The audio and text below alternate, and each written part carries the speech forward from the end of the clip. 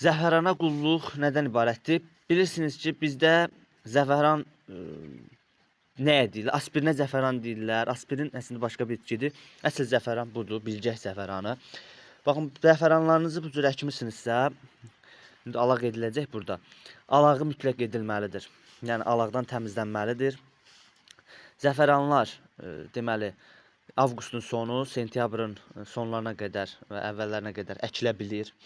Qulluq ondan ibarətdir ki, peyinli olsa, bu cür peyinli torpağa qarışdırılsa, peyinli yerə əkilsə daha yaxşı olar. Deməli, suyu təbii ki, çiçək açmaq az qalmış, su verilməyi daha tövsiyə olar ki, çiçək canlı olsun.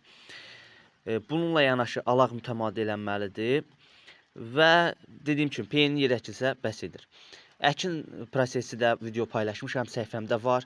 Kim ümumiyyətlə böyük əkinlər aparmaq istəyir və bunun metodunu öyrənmək istəyir, mənə müraciət edə bilər. Toxumu lazımdırsa, toxum satışımızda mövcuddur və bu haqda məlumatlar da bizdə var. Yəni keyfiyyətli zəfəranı da necə ayırd etmək lazımdır.